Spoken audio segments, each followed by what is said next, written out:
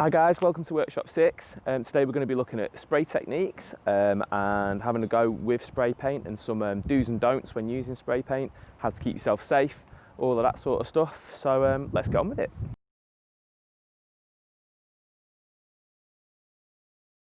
So one of the first things when doing spray painting is find an appropriate space and a good place to do it. So we've brought ourselves down to a place where you're allowed to paint graffiti. We're in Brighton.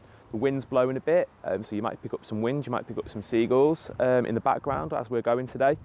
When you're using spray paint, number one is you need to be outdoors. So we've brought ourselves to an outdoor space. This is what we call in graffiti terms a hall of fame. So it's a place where you can see graffiti behind me, where people are allowed to paint on the walls.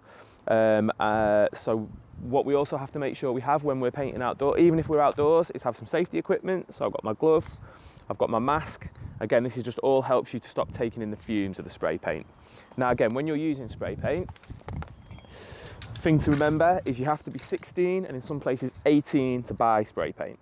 So this might be a thing of like talking to your parents, making sure you're doing it in a safe and an appropriate place with their supervision. Obviously if you're 16 then it's up to you, but just really remember guys, and this is massively important, you can't just spray paint wherever you like. This is something that's got to be done in a controlled environment. Hence why we've brought ourselves down to our local Hall of Fame to do our graffiti today. So yeah, very, very important to make sure that you're sure that the place you're going to is a place that wants you to have their artwork on it.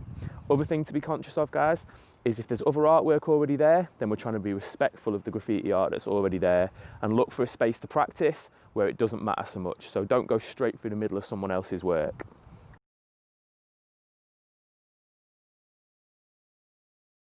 Okay guys, so even though we're down at our local graffiti legal spot where we can paint, I'm going to show you guys how to basically paint some backgrounds on some boards, because that's a really good starting place for if you do get some spray paint and you want to just start practicing. Imagine this is a background to your canvas, or this is a background to something that you're going to do your pen work on, or it's a controlled space where even if you were in your back garden, you could essentially just buy a board, paint it up, and kind of keep experimenting on that without having to find a place where you're maybe sure or unsure whether graffiti is happening or not. So first things first, you'll need is some sort of board or some sort of material. This could be just any sort of board from B&Q or any of those sorts of other places, hardware stores, or it could just be even a big sheet of roll of paper or wallpaper or something. But I'd suggest something a bit harder and a bit tougher for your spray paint. Okay, so that's the first thing you're going to need. Next up, you're going to need some spray paint.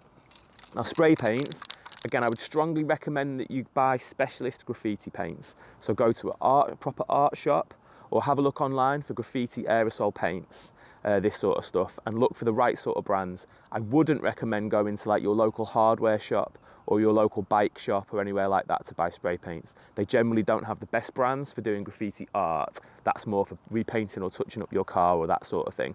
So some brands are Loop, Montana, there's a few different brands like that, but really look for those ones that say specialist arts aerosols. That's the stuff that you need, and they do come in quite expensive, guys, so definitely start saving your pocket money. I mean, you're talking like £4, £5, £6, £7 a tin, so make it count. Choose the colours that you want. The next thing you're going to be needing is the right sort of cap that goes on your can. Now I'm going to show you some things I'm going to show you 3 different caps that do 3 different jobs later on in the workshop, but you also need to make sure you've got the right thing for that too. Okay, so then we've got everything we need. I've got my glove, I've got my mask, I've got the correct right aerosol paint, I've got the correct right cap on the top of the tin, importantly, and then we can basically get started. So I've been shaking this can for 2 minutes at least, because you want to mix the paint with the glue, with the ball bearing inside the can. That's going to really allow you to get as much out of your spray can as possible. If you don't shake it, you get a lot less coverage and a lot less paint, and you end up having kind of problems with your can. So keep shaking, really important. So I'm going to show you 3 caps. There's 3 different types of caps that I would use in my artwork. You have a skinny cap, which is this first one here.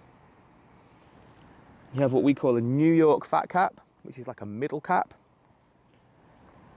And then we have like an Astro cap or a super fat cap, which is kind of like sprays out the widest. And let me just show you the difference between those 3 caps on the same spray can.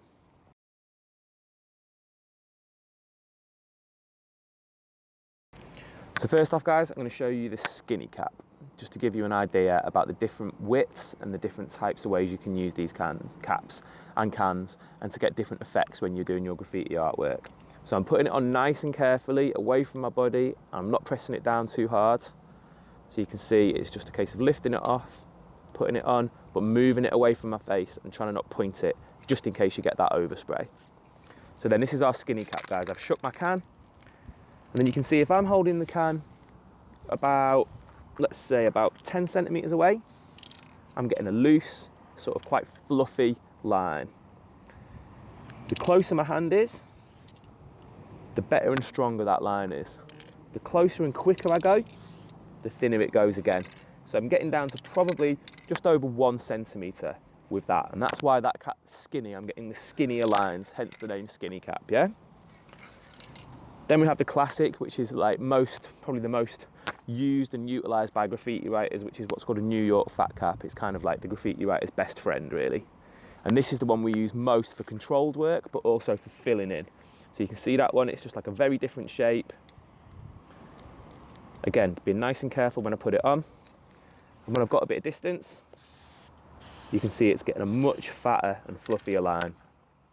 But again, when I go closer, I'm getting a fatter, controlled line, which is really, really helpful for what I'm trying to do. And again, I can work that quite quickly and get a nice, controlled, decent line, but it's about twice the thickness of that one.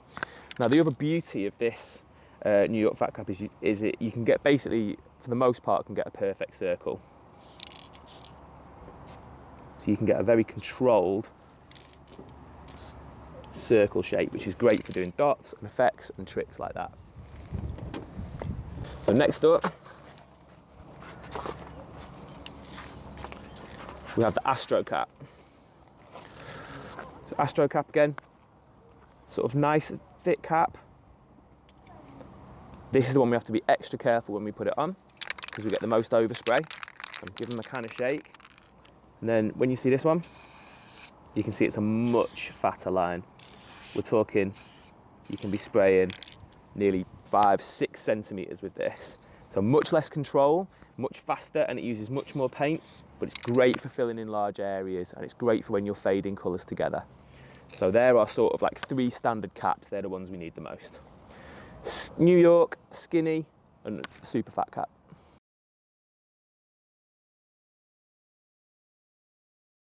So guys, I'm going to start doing a very simple background on my sheet here, which is I'm going to do 3 colour fade, so you can see what fading looks like and some of the ways to move your hands to make that happen. I'm going with just this kind of like nice that sort of purple lilac colour, and I'm going with my New York fat cap because I'm going to go in the middle. So again, my hand's nice and straight, my elbow is locked, and I'm holding that probably about 10, 12, 15 centimetres away from the canvas. And that's a good starting point for me to see what's going to happen because of the wind, what's going to happen because of my environment, but also to make sure that I'm not going too close. So I'm bringing that down to probably about 10 centimetres. And you can see I'm just moving my hand nice and quick. I'm not staying still in one space for too long. If I stay still in one space for too long, let me show you what happens. Get big, I don't know if you can see that, but you get a pool of paint that takes much, much longer to dry. And the longer that takes to dry, the more problems you're going to have when you're blending your colours, the more chances of drips if you're painting upright, and the more issues you're going to have, and you're wasting paint basically. So I've got my nice big patch of purple. I'm keeping that hand moving. You can see I'm kind of moving my arm steadily just to try and get a nice even amount of paint. And I'm just doing an area of colour. Then I'm going to choose complementary colour to go with. Oh yeah. I'm going to use a complementary colour. Obviously I'm talking to you, so it's tricky for me to use my mask, but I just figured I would show you what I'm doing. But when I'm spraying, when I'm not talking, I'm going to be using my mask straight away to try and protect myself, okay? So next up, the next colour to fade into with exactly the same thing.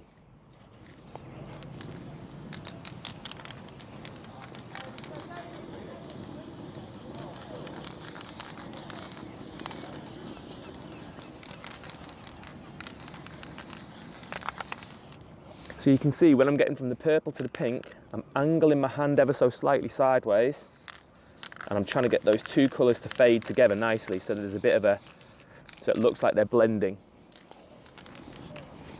I'm gonna do another patch of pink up the top.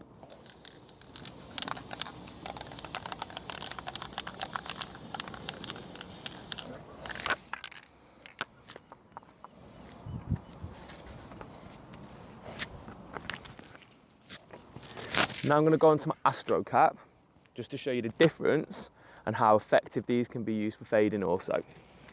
So this is just my first layer of background. So you can see where you need protection on the floor, where you need to have everything else sorted, because that is spraying out so much faster, so much more colour, and so much more overspray. You can see the amount of overspray we're getting on our protective sheet there.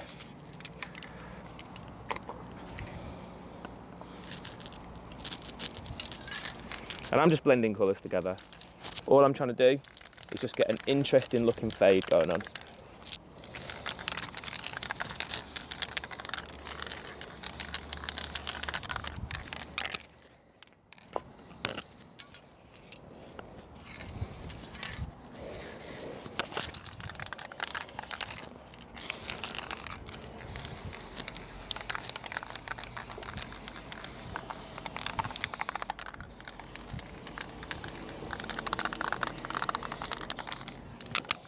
So my fade here is a non-traditional fade, but you could absolutely just be working it straight from the bottom and do a really clean fade from one colour into another. Just depends what you want to do. As you can see, when I'm doing that sort of fade, I'm moving my hand, I'm keeping my elbow nice and locked again, keeping my hand about 10 centimetres away, and I'm going the full distance of that canvas to really work the can and to make sure that I'm not stopping too short and ending up, as you can see straight away, when I stop myself short, I started to have issues and problems in terms of losing that thing of what looks like a natural fade. So again, it's just a fun and interesting background. Lots going on. And this is just stage one, guys, okay? So take that pink back into that.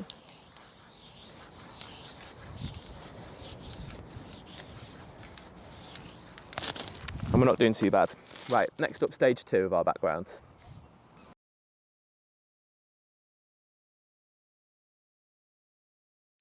All right, guys, so stage two of our background is to add a little bit more detail. So I'm going to start doing some lines, some dots, some splats, and some other little tricks. And that's going to give us what's going to look like a much more finished background. So I'm going to switch the colours up a little bit, and especially because it's quite overcast and quite dull today, I want you to be able to really see the difference, because I've got bright pinks and lilacs there, but if the weather's not so hot on the camera, you might not be able to pick that up. So I'm going to go with a nice sort of bright green, very different to pink, but there's no real rules with this stuff. You just want nice, bright, vibrant. So I'm going to do some again, a little bit of my soft cloud stuff like I was doing before. So I'm just moving it around, just doing some patches. And I'm working in from the edges, especially when I'm doing that, because I don't want to start right in the middle. I want to get that impression of controlling it a little bit. So first up, I've got my New York fat cap on, like I was using before, like I showed you. So you can see I've got that, and that's going to give me some really nice circles. So I'm going down much closer, probably about 5 centimetres away, and I'm being extremely quick when I do it. I'm not holding it down for too long, probably a second or less. Then the closer I get, the smaller my circle. The bit further away I get, the bigger my circle, but the less definition I get. Yeah? If I hold it down for too long, my circle loses its shape because there's too much paint and there's too much pressure. So you can kind of see. So I'm doing a few of those, nice and quick, nice and confident, just like when we're doing our line work in the other workshops. And already we've got some nice cool colours. So now I'm going to take my skinny cap that I can't find, there it is, and I'm going to do some line work. Now line work's a bit trickier. This is going to take a bit more practice, guys. So what I'm looking to do is I'm stood up on, I don't know if you can see me, but I'm stood up on my feet, and I'm basically bending myself right over, and I'm going to be working extremely close. I'm talking 1 centimetre away. Now when I'm doing a line, I want my arm completely locked, and I'm imagining my arm is like a clock pendulum, like on a grandfather clock. So I'm no bend to it, as rigid as I can get it. and then I'm taking myself as close as possible to my canvas or to my board or to my wall or whatever, and I'm working from past the edge, so from well off the canvas to well off the canvas. That's the best way to get a line, and I'll show you what I mean in a minute. So I'm super close, my can's working, and I'm getting a nice even line going all the way across, or a circle. Same thing again. I don't know if you can see me this side, but I'm going past my canvas and I'm going straight. My arm is locked and I'm going straight. And sometimes the cans might give up on you a little bit halfway through, especially when you're spraying straight down, but that's okay. What I don't want to do is start my line here and stop before I get to, and look at the edge and go, oh, there's the edge, I better stop. And you get things like that. Now for me, that doesn't make much sense. I want to make sure that my lines are all going across. Now that might look a bit weird, so then we just think about some different colours, go back with some of our original background colours, and I add a bit more of that stuff. So I'm just changing can, changing cap back to my skinny cap again.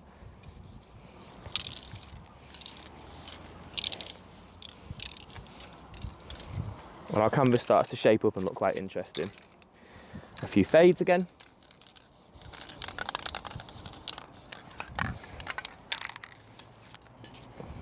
Just to dull it down, just to not dull it down, but just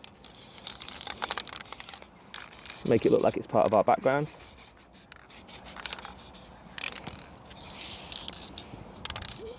So I've actually used the Astro cap there, and when I've put it all the way down and straighten my arm, I get an extremely skinny line. So that's just a little trick of the trade. But already our background's starting to look super spacey, super astral. Right, now the next little trick I'm going to show you, the last trick, is doing drips. Now, this is where you tend to make the most mess. So what we're going to choose is a colour that we like, and I'm going to go for a really strong fluorescent colour here. And I'm putting my Astro cap on. You can see how bright that is. I'm taking the bottom of another can, so I've got another can without a top on. Taking the bottom of it, and I'm spraying just into the top of that can. And I'm giving myself a pool of paint. You can see that paint moving around a little bit. And then I'm going to basically flick this paint onto the canvas. So again, you want to be super, super careful, super quick with this, but make sure no one else is around. Make sure nothing else is like, watch out for your shoes, maybe take your shoes off, maybe try and be in a controlled environment, maybe cover them. Definitely don't wear your best, new trainers, that sort of thing. And then imagine that I'm holding a drumstick or something like that, and I'm just flicking this straight down until all the paint's gone. And I can do that a couple of times. So yeah, I'm just flicking straight down. What I don't want to do is look at it back after I've flicked it, because there's a good chance I'll flick it back onto my clothes, back into my face. And already, that's made that canvas really come alive, just that little bit of flick work. So I'll try another colour. I'm going to take this light blue that we did some of our lines in. Same thing again.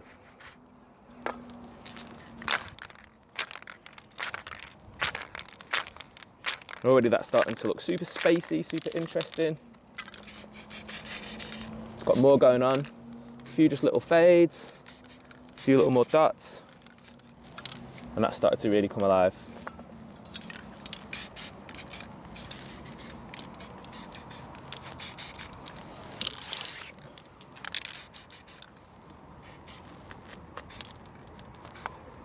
And we're done. That's all we want for our background. Now I'm going to lift it super carefully. What will happen when I lift this is you'll probably get a drip. When you're doing it at home, keep it flat for a good couple of minutes. But you're seeing already that's our canvas kind of complete, kind of a fantastic background to use the pens on. And I'm not getting any drips, which is a bonus. But yeah, that's just building up lots of colours, lots of layers and a few different effects to get a nice spray background effect.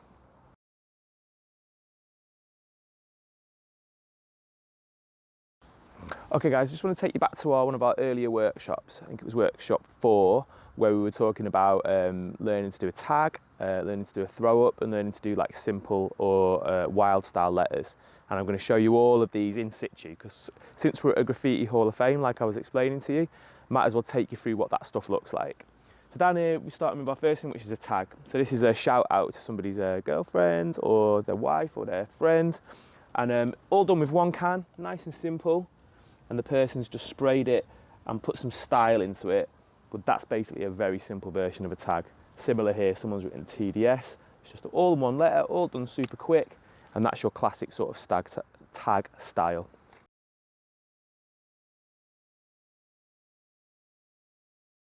So next up, developing on from the tag, you have your Throwup. So again, it's very simple, 2 colours, and somebody's done something, it only takes a few minutes, but they've done their Throwup. So you can see very simple bubble letters with tags inside, a little face inside, this sort of thing.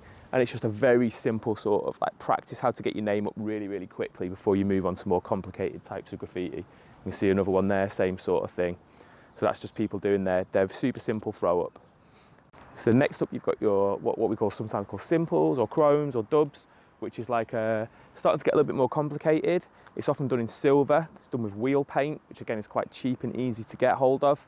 It's got like an outline and it's got just like a simple colour around it or a simple highlight. But again, won't take as long as a complicated piece of graffiti, maybe half an hour, and you can work it really quick with those astro caps and the silver just to kind of blast a colour on and fill a space up really quickly. So that's our kind of like what we call our chrome or our dub. All right guys, so guess maybe when you come into a Hall of Fame to paint, like the sort of main thing you will see is the more complicated, what we call like piece, masterpiece or like wild style piece. And you can see behind you, this is what we've been talking about. When we talk about adding effects to your letters in the other workshops, when we talk about adorning or adding characters, that's exactly what we're seeing here.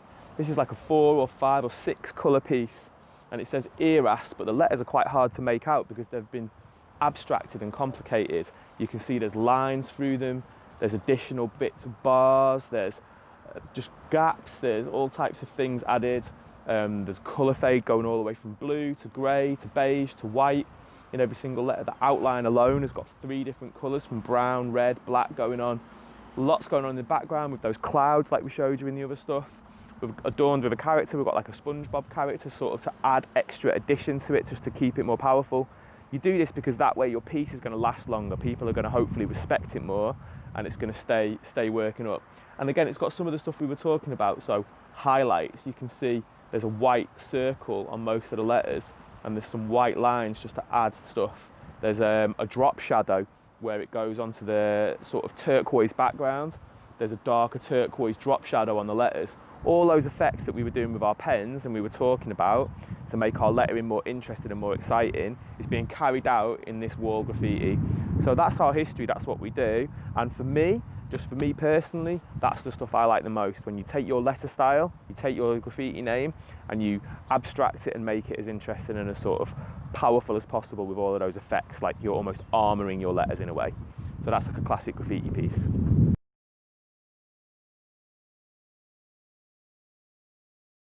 All right guys, so just the last little bit about if you're coming to a graffiti space, you're coming to a Hall of Fame, you found a place where you know graffiti is allowed and you're not going to get in any trouble for painting there. I think it's really important to do a couple of respectful things when you're here, when you're painting, especially if you're starting out.